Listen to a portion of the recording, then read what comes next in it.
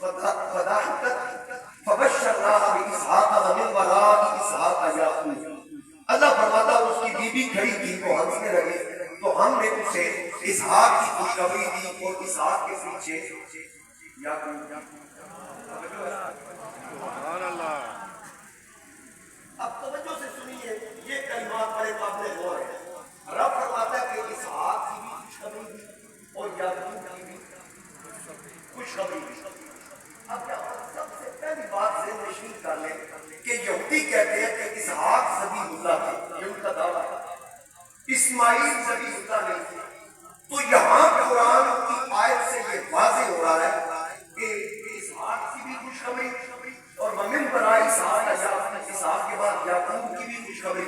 اب اسحاق اگر بچپن میں ہی ان کے ذبح کا حکم دینا ہوتا تو پھر ان کے آنے سے پہلے ان کے بیٹے کی خوشخبری یہ مانا تھا. اس کا کیا مانا ہے؟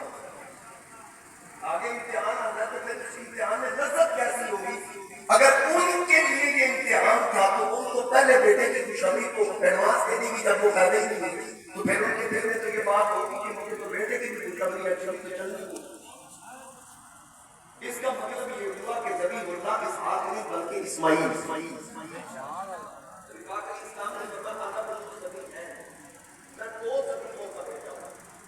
ایک ذبیح اسماعیل علیہ السلام اور دوسرے حضرت عبداللہ. یہ بات لمبی ہے کہ آپ نے زمزم کے کنویں کی تلاش کی ہے کہ اگر اللہ تعالیٰ میرے لیے آسانی پیدا کرے تو میں اپنا ایک بیٹا اللہ کی راہ میں قربان کروں گا. تو جب اللہ تعالیٰ نے مدد فرمائی تو پورا ڈالا گیا تو وہ عبداللہ کے نام لیا. تو لوگوں نے کہا کہ آپ ایسا کریں ان کا فدیہ دے دیں یا تو ذبح نہ کریں اور آپ نے سورج چہرہ ہے نور محمد بھی ان کی پیشانی پہ چمک رہا تھا آخر اس کو بھی تو بچانا تھا. سمجھ رہے ہیں بات؟ تو آپ نے پھر پورا ڈالا تو حضرت عبداللہ کے نام 10 اونٹ کا اور ایک بچے حضرت عبداللہ کے نام کی تو پھر حضرت عبداللہ کے نام کو پورا نکلا.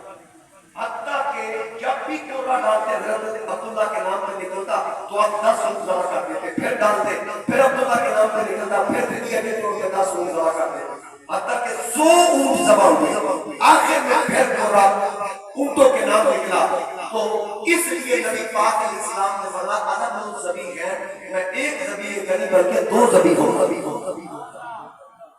اسماعیل علیہ السلام کی اولاد ہے حضرت قرآن سے بھی یہ چیز واضح اور ثابت ہو گئی. تو اللہ تعالیٰ نے ان کو خوشخبری دی. قالت یا بیننا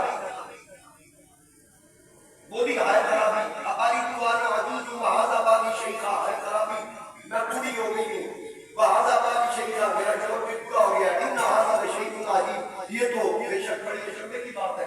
تو فرشتوں نے کہا قالت اتعجبین من امر اللہ رحمت اللہ وبرکاتہ علیکم اہل البیت. فرشتے بولے کیا اللہ کے کام کا اجنبا کرتی حیران ہوتی ہو کہ اللہ نہیں کر سکتا اللہ کر سکتا ہے. یہ اس کے لیے کوئی اتنی بڑی بات نہیں.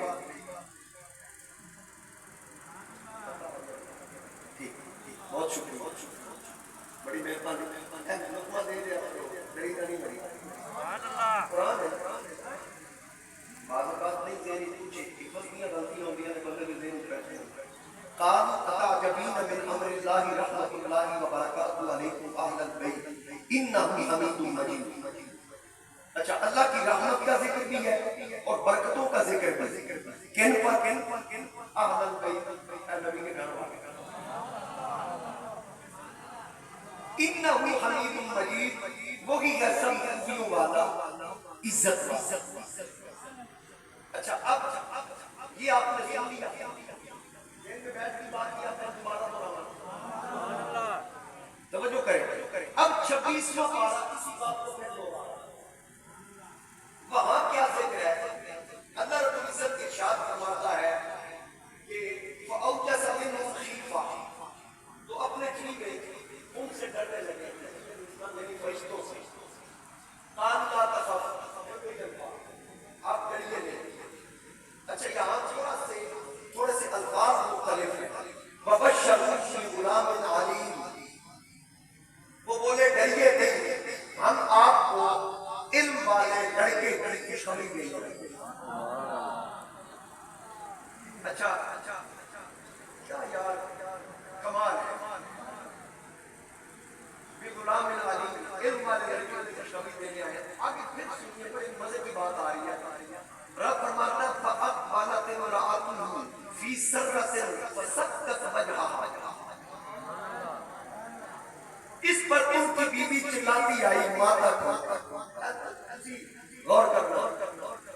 بیویاں کبھی لگا آئے ایسے کرتی ہیں یار میرا تجربہ تھوڑا کوئی نہیں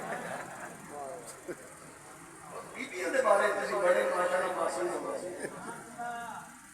جی آزاد امیدوار نے بات کرتے ہیں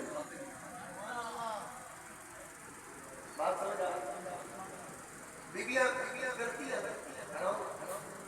ایسے اہل تشیع جو ہے نا وہ ماتم کی یہ دلیل ہے کہتے ہیں ہم قرآن سے اس کے علاوہ ان کے پاس کوئی دلیل نہیں ہے اب ذرا سنیے گا وہ کہتے ہیں کہ قرآن سے ہم ماتم ثابت کرتے ہیں بڑا سینہ چھوڑا کر کے قرآن پاک میں یہ کلمات پڑھتے ہیں فسبقت وجہہا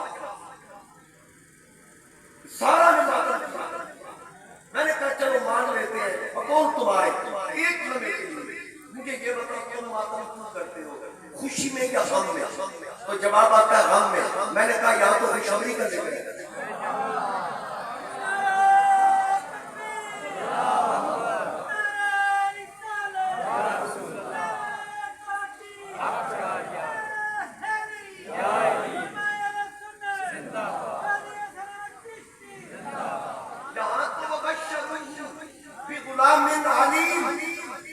یہاں تو خوشخبری کا ذکر ہے اس لیے یاد رکھنا اللہ کا قرآن عقیدہ اہل سنت بیان کرتا ہے کیونکہ اہل سنت و جماعت یہی مسلک کے حق ہے اور یہی ثواب اعظم ہے یہ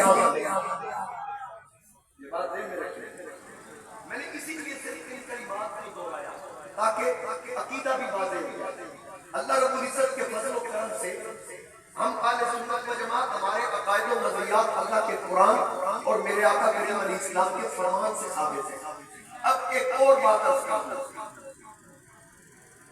پچھلے جمعہ بھی میں نے ضمن اس کو شاید عرض کیا کہ آزر حضرت ابراہیم علیہ السلام کا باپ بتایا جاتا ہے اس کی وجہ کیا ہے کہ قرآن کریم کے اندر جو اس کے بارے میں الفاظ ہے اس قال ابی یا ابتی جب اپنے باپ سے بولا یعنی ابراہیم علیہ السلام اے میرے باپ اب یہاں اب کا معنی باپ کیا کیونکہ اب کا معنی باپ ہی ہے تو لوگوں نے کہا کہ یہ آزر جو تھا ابراہیم علیہ السلام کا باپ تھا جبکہ آزر مشرک ہے مشرک نبی کا باپ نہیں ہو سکتا میرے نبی پاک علیہ السلام کے جد اعلیٰ کے جناب ابراہیم علیہ السلام نبی پاک علیہ السلام نے فرمایا میں آدم سے لے کر عبداللہ تک پاک پشتوں میں میرا نور رہا جناب حوا سے لے کر جناب آمنہ تک میں پاک راہوں میں رہا میرا کوئی باپ دادا ایسا نہیں جس نے شرک کیا ہو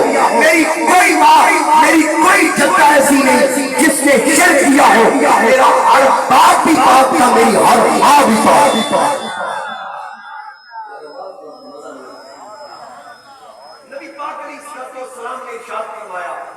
اب بتایا ان کی معنی یا مولوی کی معنی جن علماء نے یہاں لفظ باپ لکھا اور آزر کو ابراہیم علیہ السلام کا باپ لکھا تو اس کی وضاحت نہ کر سکے ہمارے دل ان کی تعظیم اور تکریم کے لیے لبریز ہے لیکن نبیوں کے آباء و اجداد ہمارا ایمان نہیں بلکہ ہمارے ایمان کی بھی جان